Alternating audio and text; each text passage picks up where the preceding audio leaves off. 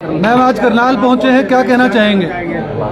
देखिए, सबसे पहले तो आप सबका बहुत बहुत धन्यवाद, क्योंकि आप चौथा स्तंभ हैं और आप ही वो माध्यम है जिसके द्वारा हम सरकार तक अपनी आवाज़ पहुंचा सकते हैं। जहां तक यहाँ पे आने का सवाल है, इंडियन नेशनल लोकदल पार्टी निरंतर अपने कैडर को मजबूत कराने में लगी है। पहले जनरल के अभय सिंह जी चौटाला ने जिला अध्यक्ष 22 नियुक्त किए, वही महिला सेल ने भी अपने 22 जिला पे जो हमारी महिला बहनें हैं उनको सजग किया। इसी कड़ी में अब हम आगे कैडर का विस्तार करने के लिए निकले हैं। जैसा कि इंडियन नेशनल लोकदल पार्टी का हमेशा चलन रहा कि हम अपने कार्यकर्ताओं से पूछ के ही पार्टी के पदाधिकारी नियुक्त करते हैं।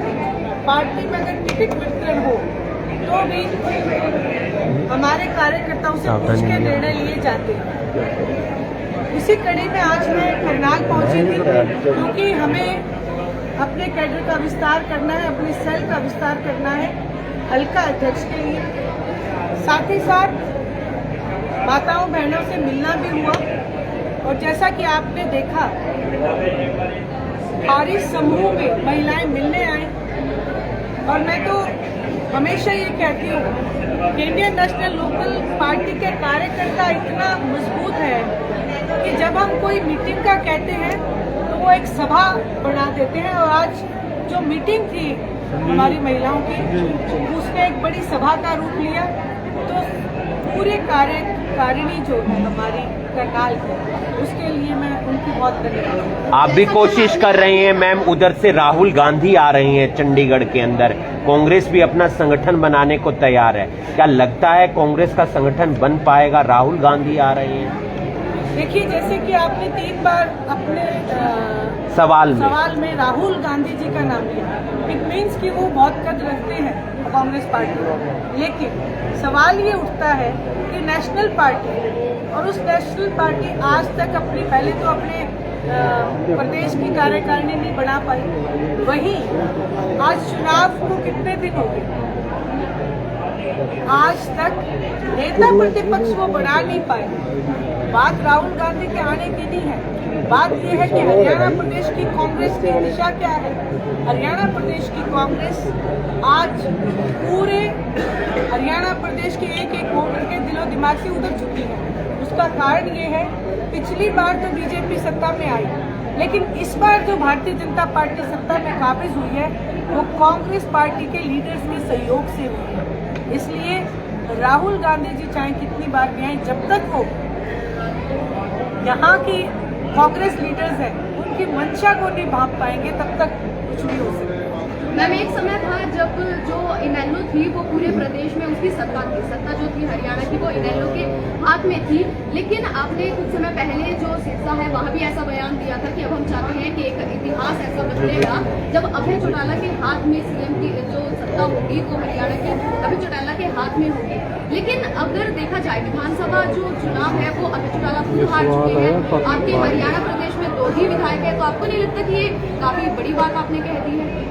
देखिए, मैं इससे भी बड़ी बात कहूँगी कि आगामी 2029 में अभय सिंह जी चौटाला 87 बड़ा इतिहास दोहराएंगे। जहाँ तक आपने कहा कि एमएलए, पिछली बार हमारे विधानसभा में एकमात्र अभय सिंह जी चौटाला एमएलए, अब हमारे 2 एमएलए। और जहाँ तक आपने विधानसभा देखा, स्वयं मुख्यमंत्री ने एक बात कही कि आज अगर कोई विपक्ष की भूमिका निभा रहा है तो वो इंडियन नेशनल लोकदल। क्यों ऐसा कहा? इसका कारण जनता की आवाज को उठाना इंडियन नेशनल लोकदल पार्टी का विचारधारा है, उसका उद्देश्य है। चौधरी देवीलाल जी भी चुनाव हारे थे, हार जीत होती रहती है, लेकिन बात यह है कि हरियाणा प्रदेश के दबे कुचले लोगों की आवाज़ कौन उठाए। निरंतर इंडियन नेशनल लोकदल ने उन लोगों की आवाज़ को उठाने का काम किया है। सत्ता पाना हमारा मकसद नहीं है। हरियाणा प्रदेश का कैसे भला हो, हरियाणा प्रदेश के लोग कैसे अपने आप पे गर्व महसूस करें, ये हमारा उद्देश्य है। आपकी पार्टी के पुराने नेता हैं, आजकल वो कांग्रेस में है, नाम है अशोक अरोड़ा, उनके साथ मारपीट हुई, बदसलूकी हुई, वो अब विधानसभा स्पीकर से भी मुलाकात की है। इस तरीके से सही है सब? आपको क्या लगता है? आपकी पार्टी के पुराने नेता हैं, पारिवारिक संबंध भी हैं। देखिए, जहाँ तक आपने कहा कि पार्टी के नेता, आज विधानसभा में अगर आप नजर पसार के देखें तो आगे से ज्यादा विधानसभा इंडियन नेशनल लोकदल पार्टी से निकली। आदरणीय ओम प्रकाश जी चौटाला एक बात हमेशा कहा करते थे कि हम जिसका हाथ पकड़ते उसका नहीं छोड़ते, जो हमारा हाथ छिटक के चला जाता है उसके साथ फिर हरियाणा प्रदेश में ऐसी घटनाएं होती रहती हैं। और ये जो सवाल आपने मुझसे किया, बेहतर आप उनसे पूछिए कि आपको कितने थप्पड़ लगे या जो उनके साथ हुआ। सही था वो, ये गलत था? नहीं, बात तो राजनीति की है मैम, राजनीतिक परिप्रेक्ष्य के रूप में। लोकतंत्र में, प्रजातंत्र में इस तरीके का होना चाहिए। एमएलए को भी अपनी भाषा पे नियंत्रण रखना चाहिए था, वही सामने वाले को भी अपनी भाषा पे, अपने व्यवहार पे नियंत्रण रखना चाहिए था। आपने एक चीज और देखी कि आज विधानसभा गोबर की बात तो हो जाएगी, लेकिन हरियाणा प्रदेश की दिशा किस ओर जा रही है। आज मुआवजे के नाम पे, जो फतेहाबाद हल्के से मैं आती हूँ, जहाँ से मैंने चुनाव लड़ा, मुआवजे के नाम पे इतना बड़ा घोटाला हो गया, गरीब किसान के पास मुआवजा नहीं पहुँचा, अफसरशाही उसको खा गई। तो मुद्दे ये है, ये मुद्दा नहीं है कि किसने किसको क्या कहा, मुद्दा ये है कि बेरोजगारी से लोग परेशान हैं, महंगाई। मैम सिंदूर भेज रहे हैं, घर घर भाजपा के लोग सिंदूर भेज रहे हैं, क्या कहेंगे इस बारे में? सिंदूर भेजेंगे आपने बिल्कुल, आपने जो बात कही सिंदूर वाली बात, मैंने अपने भाषण में भी कहा कि कोई भी पार्टी जो संवैधानिक पद पर बैठे हैं, देश के प्रधानमंत्री जी राजस्थान में जाके इतनी बड़ी बात बोल के आए, जो भारतीय जनता पार्टी सनातन धर्म का एक बहुत बड़ा चोला पहने हुए हैं, एक मुखौटा लगाए हुए हैं, असल में सनातन धर्म में सिंदूर की कीमत उन्हें नहीं पता, सिंदूर की क्या महत्वता है उन्हें नहीं पता। उन्होंने कहा कि घर घर सिंदूर भेजेंगे, मोदी जी की फोटो लगा दी उसके ऊपर। इससे बड़ा दुर्भाग्य हमारे देश का क्या होगा कि सनातन धर्म के नाम पे राजनीति करने वाले लोगों को वो सनातन धर्म का नहीं पता। गैरतमंद आदमी कोई भी हो, वो इस सिंदूर को कतई बर्दाश्त नहीं करेगा। मैं तो शीर्ष नेतृत्व से, जो आज सत्तासीन लोग हैं, उनसे कहूंगी कि घर घर हमारे अपने घर घर भेज दें। ठीक है मैम। पार्टी ओम प्रकाश चौटाला जी की मैम अपने घर पर जेजेपी पार्टी ओम प्रकाश चौटाला जी की तस्वीर लगवाने की बात कर रही है, क्या लगता है ये उनके भी दादाजी हैं, वो भी लगाना चाहते हैं, तो फिर इतना लड़ाई झगड़ा या इतनी बयानबाजी क्यों? देखिए, आदरणीय ओम प्रकाश जी चौटाला बहुत महान हस्ती रहे हैं। हर घर में आदरणीय ओम प्रकाश जी चौटाला की फोटो होनी चाहिए, मैं तो कहती हूँ बीजेपी को भी लगानी चाहिए, क्योंकि वो एकमात्र ऐसे मुख्यमंत्री हरियाणा प्रदेश के रहे जिन्होंने सबसे ज्यादा ग्रांट देने का काम किया, एकमात्र मुख्यमंत्री ऐसे रहे जिन्होंने महिला आयोग का काम किया। बात फोटो लगाने की, बात मंशा की, उनकी मंशा क्या है आपको याद कराना चाहूंगी। जींद बाई इलेक्शन 10:30 बजे चौटाला साहब को हॉस्पिटल से जेल भिजवाया गया। उस समय ये मंशा क्यों नहीं जागी कि उस समय ये दादा पोते वाला रिश्ता क्यों नहीं आ गया? बात सिर्फ इतनी है, बात फोटो लगाने की। मंशा सिर्फ वोटों की है। जहाँ तक मुझे लगता है मंशा वोटों की है, क्योंकि कुछ दिन पहले मनोहर लाल खट्टर की भी फोटो थी। दादा गौतम को अपना दादा कहते थे, तो बात यही है। बाकी एक बात मैं आपसे कहना चाहती हूँ, जेजेपी का चैप्टर क्लोज है, कोई प्रश्न नहीं रहा। मैडम आपने कहा कि आईएनएल की जो पार्टी है वो दबे कुचले लोगों के लिए आवाज उठाती है। लेकिन करनाल की अगर बात की जाए तो करनाल से रेडी पड़ी वालों को उठा दिया गया, मकान तोड़े गए। आईएनएल की पार्टी कहीं उन दबे कुचले लोगों के लिए नहीं पहुंची, क्या कहेंगे? देखिए, अभी हमने अपना कैडर तैयार किया है, हम हर उस जगह पहुंचेंगे जहां दबे कुचले लोगों को कुचला जा रहा है। अभी इंडियन नेशनल लोकदल पार्टी ने अपना पूर्ण रूप से कैडर बनाया भी नहीं है। जैसे ही हमारा जो जिला अध्यक्ष नियुक्त हुए, होते ही हमने जल का प्रदर्शन किया। जो रेडी वाले लोग हैं वो आएंगे, पार्टी के पास और हम उनके पास जाएंगे, उनकी सारी समस्या को पूछेंगे और जल्द उनके लिए मैम रामचंद्र मैडम बड़े बड़े वादे करती है और कहती है कि हमने महिलाओं के लिए काफी सारी योजना निकाली। आप भी महिला प्रभारी हैं इनेलो से, तो आप इससे क्या इत्तेफाक करती हैं? देखिए, बेटी बचाओ बेटी पढ़ाओ का बहुत बड़ा नारा भारतीय जनता पार्टी ने दिया। इसके नाम पे बहुत सारे वोट बटे। मैंने परिवर्तन यात्रा की, हर विधानसभा में मुझे जाने का सौभाग्य मिला, लेकिन मैंने कहीं पे भी बेटियों के नाम कोई कॉलेज नहीं देखा। तो उनकी एक जो झूठी बातें हैं केवल किताबों तक। दूसरी बात, देश का गौरव बढ़ाने वाली जो हमारी खिलाड़ी बेटियां हैं वो जंतर मंतर पे धरना करती रही।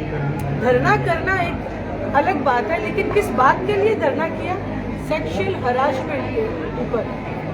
जो ब्रिजभूषण शर्मा है उनके ऊपर उन्होंने सीधा सीधा एक एलिगेशन, सीधा सीधा उन्होंने कहा कि आज उनको जमानत मिल जाती। वहीं पंचकुला में एक खिलाड़ी कोच ने खेल मंत्री के ऊपर फिर आरोप लगाए। तो फिर से जो उस समय हमारे मुख्यमंत्री थे उन्होंने कहा कि इस्तीफा नहीं होगा, नहीं होगा। उसके बाद मोहन बड़ोली जी के ऊपर बहुत बड़ा एक संगीन आरोप लगा। कहीं कुछ नहीं हुआ। आए दिन बेटियों के साथ बलात्कार होते हैं, कहीं कुछ नहीं।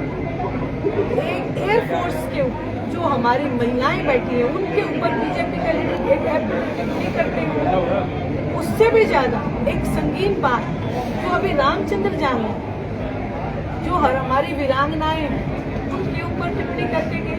कहते क्या है कि पहलगांव में जिन महिलाओं ने अपना सुहाग खोया उनमें मनोबल की कमी थी, उनमें आत्मविश्वास की कमी थी, वीरांगनाओं जैसी और वीरांगनाओं जैसी उनमें खूबी नहीं, शक्ति नहीं थी।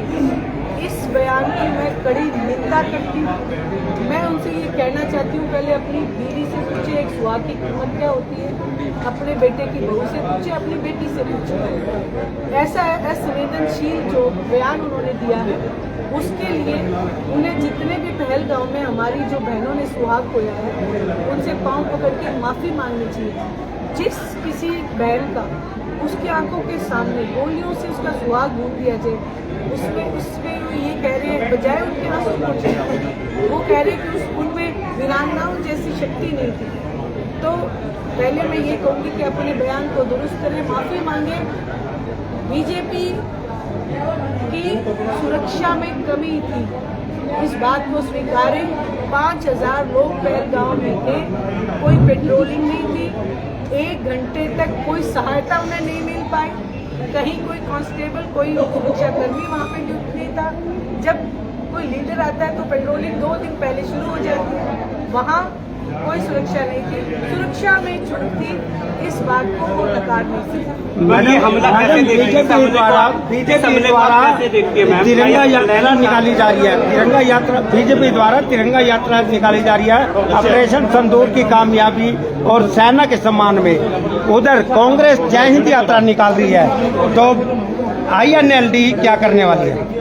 देखिए, इंडियन नेशनल जिन्होंने जो है प्रेस वार्ता के अंदर जो है वो भारतीय जनता पार्टी को जो है साफ तौर पर जो है उन पर आरोप लगाए और बताया कि किस तरह से वो जो है चाहे पहलगाम का मुद्दा हो उसमें जनता को भटका रही है, और चाहे रामचंद्र जांगड़ा के बयान को लेकर है वो भी बयान जो है उसे गलत ठहरा है।